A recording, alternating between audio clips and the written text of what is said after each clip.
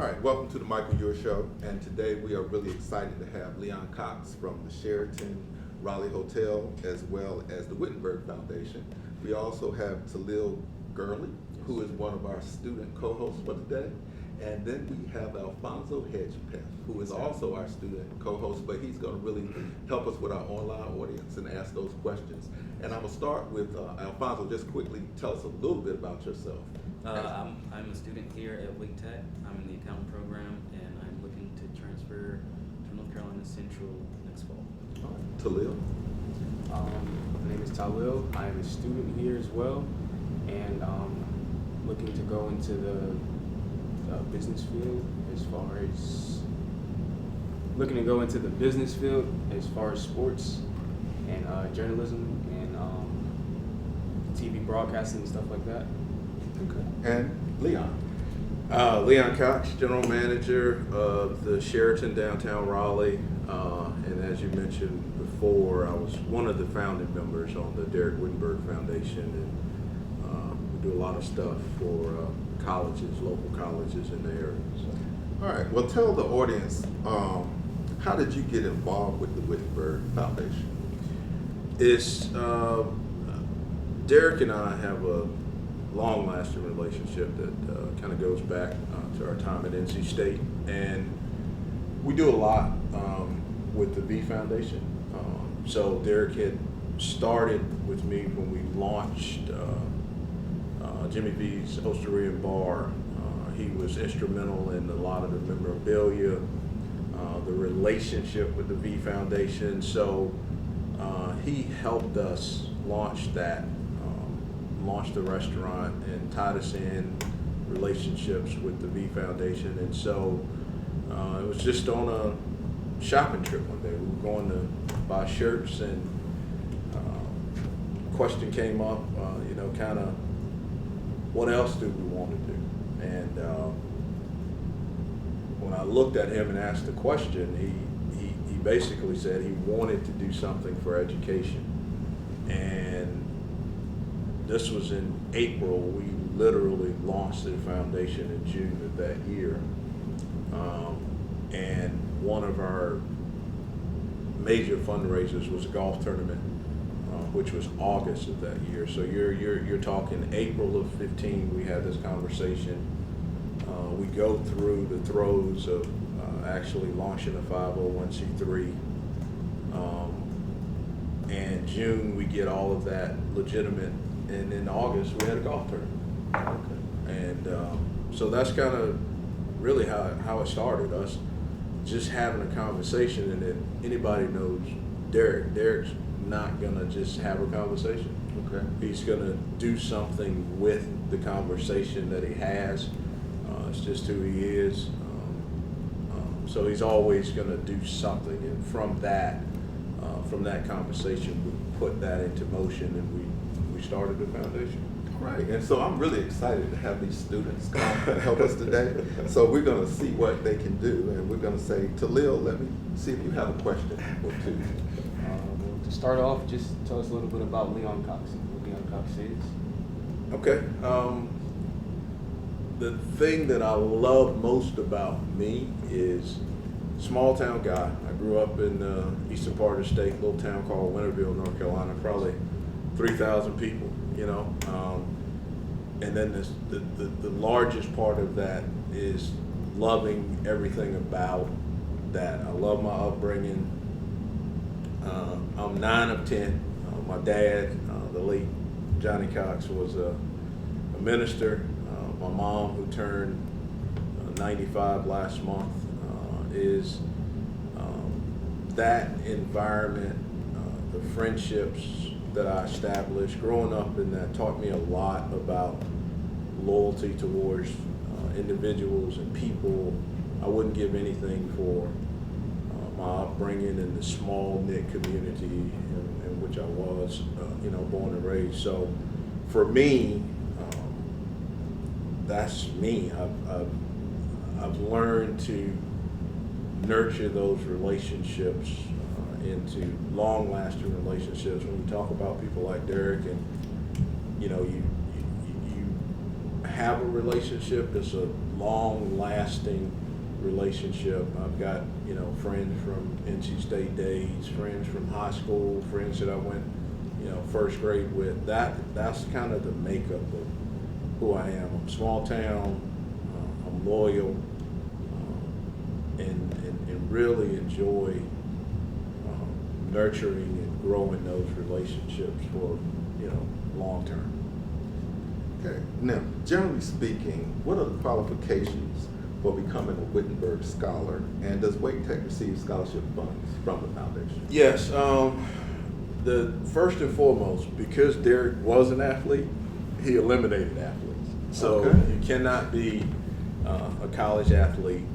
You have to be a junior or senior. And then there has to be the largest piece of this, there has to be a funding need, meaning that people find themselves in hardships. They can't graduate because they need money to graduate.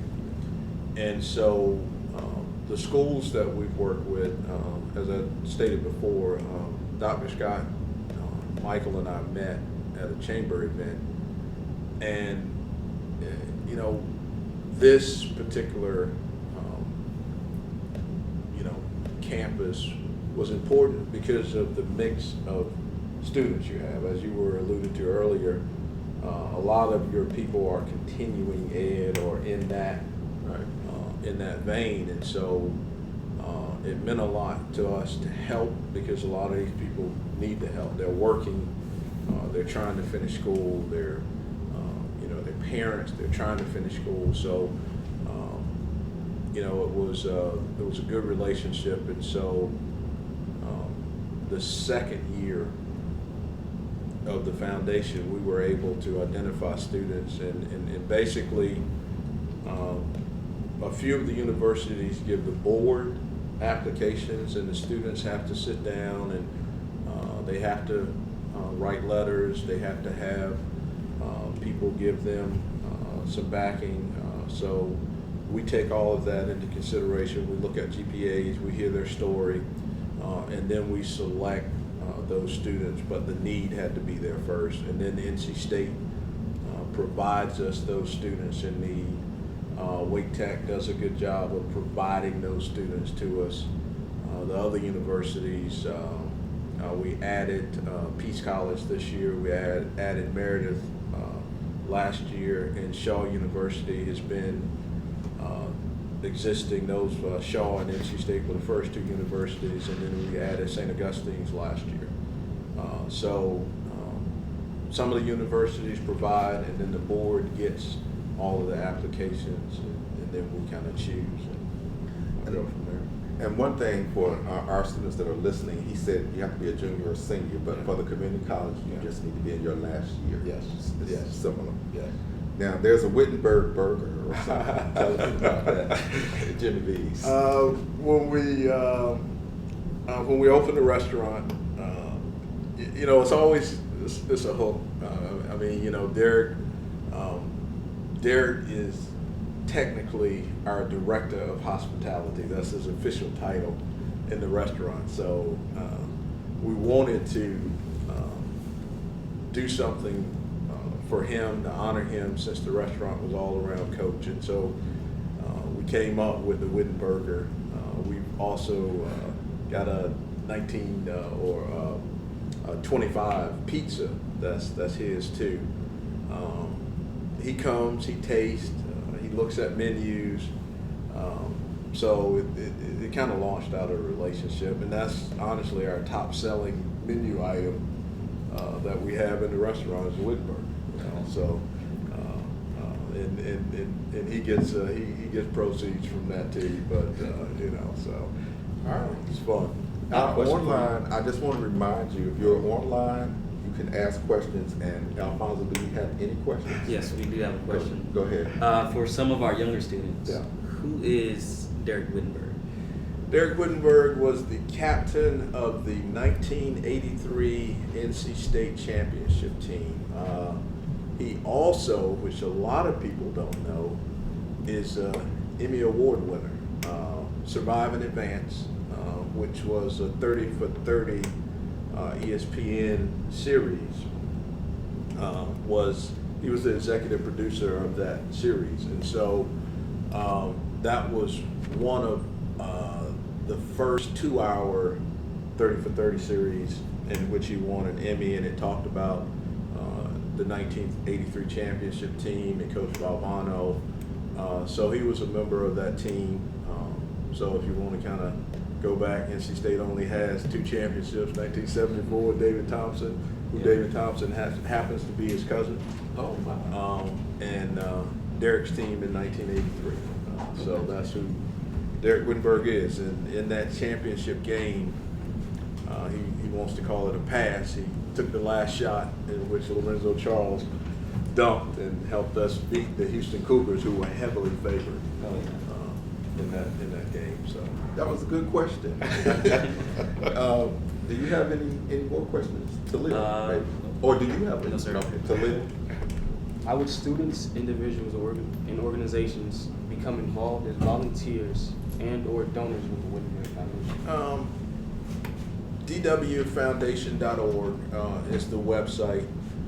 We have multiple fundraisers, multiple events during the year. Jacqueline Whittenberg, who's Derek's wife, is the executive director of the foundation. The golf tournament is one of our larger events.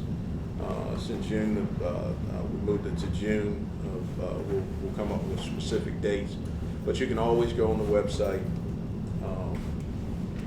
ask, send questions. There are email addresses there if you want to volunteer for some of the events. Our awards dinner is December the 4th, so next week. So anytime we have big events, they'll be on that website, and it gives you the opportunity to communicate by email if you want to volunteer for certain events. So right there on our website. I like that. So the dinner Yes. has volunteer needs at this point, or have you met them? I think they have been met for this year, and yeah, it's always a need for volunteers. Like, just golf tournament where every golf player, which we normally have 20 foursomes, so you've got 80 to 100 golfers. We stuff bags. You do that. I do Live gifts. pool, States camps, or do you The go to first different 3 sites? years were Lonnie Pool. We moved over to McGregor Downs last year, and we've got one more year there this coming year. Okay. So it's moved. We started at Lonnie Pool, and Coach V actually lived in McGregor Downs when he was here, so we moved to that venue this year. I like it. Yeah. You remind me of the ACC and the CIAA. Shop it around. Don't keep it in the same city. We're sending it out and around. All right, and I want to remind the online people, please feel free to ask your questions. I'm going to skip over now to how did you get involved in hotel management? Wow. I literally asked my mom for a car my sophomore year in college, and she looked at me like I was crazy. And so I had to get a job, and so I started with the Marriott organization, setting up banquet rooms. And honestly, a year in, I knew this was what I was going to be doing for a significant amount of time. I fell in love with it. I fell in love with the hospitality aspect. And for people that want to understand that and want to get into the hospitality business, first and foremost, you got to love people. You got to want to be around people, and that's the aspect that I loved about it. I love the customer service. It's different every day. Even back then, it was different every day. But if you don't have a love for people, then the hospitality community is not something that you want to do. So. Yeah, I like that. When you work with people, there are always these people that say, I love working with people, until they have to work with too many people. They're tired. It's an internal and external thing. You've got external customers, and then I've got the internal people that I actually work with, but you still got to love people either way. Well, internal is customer service too. So, Talil, do you have another you feel like asking? What was the drawing force that helped you make the decision to come back to Raleigh from Charlotte and take on the general manager position at Sheraton? That was, man, it was a tough decision for me because I love Charlotte.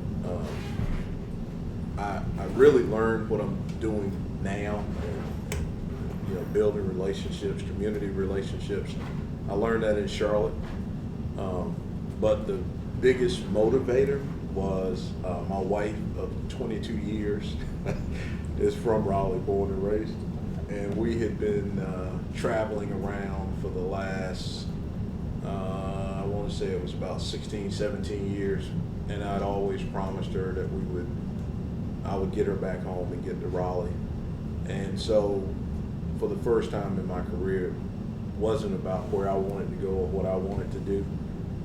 It was about getting her back home, you know, which was a great decision. As I mentioned before, my mom's in her 90s. Her parents her mom was aging, so getting back here gave us the ability to both to be close to family, and so she was kind of the driving force that forced me to come back to Raleigh. Yeah, so in corporate America and in education, a big word now is called innovation and disruption. Yes. So Yes. tell me, what kind of innovations do you want to talk about that you brought to the Sheraton downtown? I don't know if it's well. Well, I know you make a lot more money. Yeah. the innovation piece that's touched the hotel industry is, I think, first and foremost, social media. You know, there's a lot more voices around your service. You got things like TripAdvisor, you know, Booking.com, a lot of websites that people can go on and actually give, even with Twitter, even give live, and Facebook, you're live in a venue. That's an aspect that has to be managed because you're managing reputation. So that's an innovation that everybody in our industry is dealing with. And then the second, I think that's larger, is there's a movement away from engagement, meaning now customers can book on their phone, check in on their phone, and in some hotels, which we're moving towards, the key to your hotel room is your phone. So now all the engagement that you had with the front desk, checking in and all of that's kind of taken away because they don't need you. They check in on their phone, they check in and go, their phone becomes their hotel room key. So there's less opportunity for engagement, which now you have to create engagement and communication and forms of communication. So we've got systems that allow us to text guests, that allow guests to communicate back to us real time. That's a piece of the hospitality world that's really changing and will continue to evolve, is how do we communicate to people that we don't necessarily see, because that engagement piece has been taken away by technology. Okay. And another thing with engagement, you do a lot with the community, young people. I know you've hosted Manger Park Pastoral, Cape Town, South Africa this summer. You've done stuff with Team Fest. The Fatherhood Conference was held there before. What are your thoughts about giving back to the community, and especially leadership development with youth? I know it's a lot of questions. No, it's the first when I first moved back here, as I stated, the first 10 years of my career were Raleigh. My wife's born and raised Raleigh, and so you can't be a business downtown without connecting back to community, right? And so that was the first piece of it. We're big hotel downtown, we want to connect the community, and then you attached in one of our core values with Sheraton as a brand is community. So we had the opportunity with creating the Jimmy V's Osteria and Bar to give back from a cancer standpoint, Derek's Foundation, all of the things that you mentioned give us the opportunity to be part of a community in which we work, live, love. I felt we couldn't run a business downtown without connecting to community. So it's not only a core value of the brand, it's a core value of kind of how I think.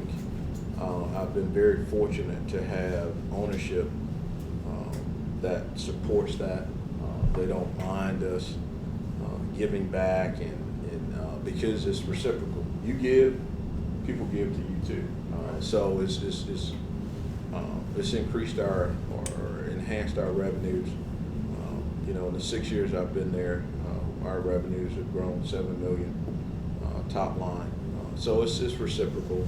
We give, but there's a whole lot of love being given back to us because people come and they're patrons of ours, and they give back to us in that way. They bring us business, so it's reciprocal.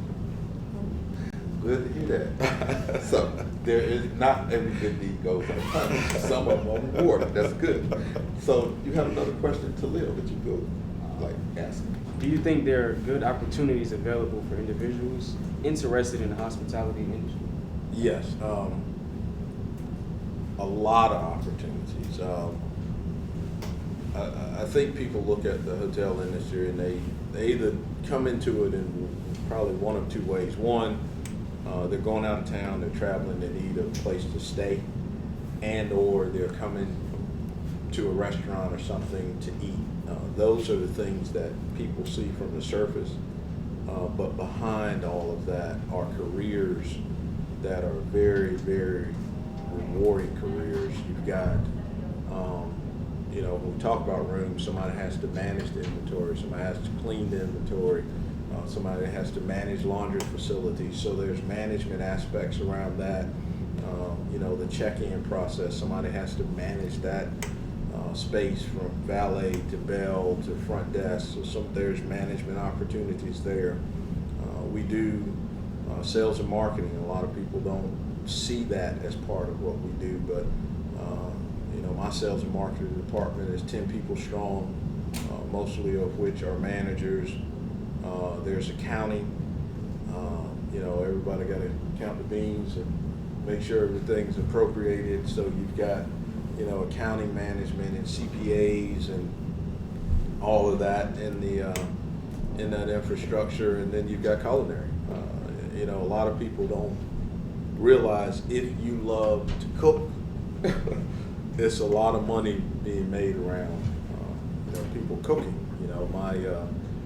When I was in Providence, I had an opportunity to work with Emerald Lagasse. Emerald's foundation, he's a Johnson & Wales guy, so he's right there, and Johnson & Wales is right there in Providence, Rhode Island, and you're talking to a guy that's a multi-millionaire all around just loving to cook, So those are the things that behind the scenes people don't see, but it's a lot of management opportunities. And like I said, I knew that year one, and I saw it, and I was a textile guy in the late 80s. Textiles were, because of the labor, everything was moving out of the country. So I was fortunate enough to find something that I loved and fell in love with, and they gave me, my first management opportunity. So. And you talked about that social media piece. That's embedded in your marketing department. Yes, yes, it is from most brands now have that embedded within the scope of their marketing. But because I also have a restaurant arm, we have to embed that in that piece too. whether it's communicating specials or events or things of that nature, yeah, it's embedded in both.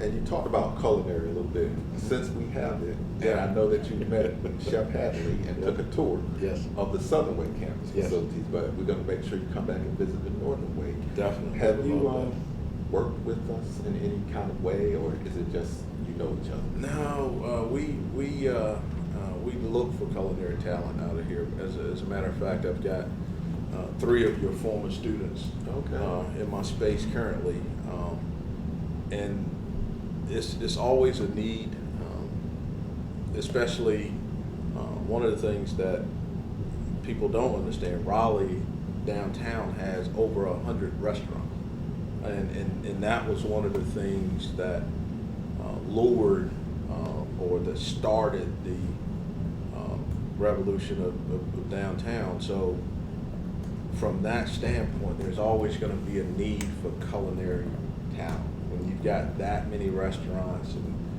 that many people being successful or trying to be successful at operating restaurants, you're always going to need culinary talent. And you know, it's fast paced, it's fast moving, so you want some.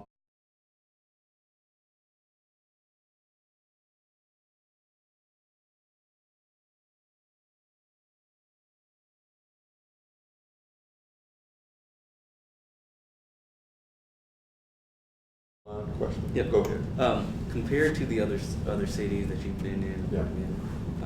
how would you rate or compare the Raleigh restaurant scene? Raleigh restaurant.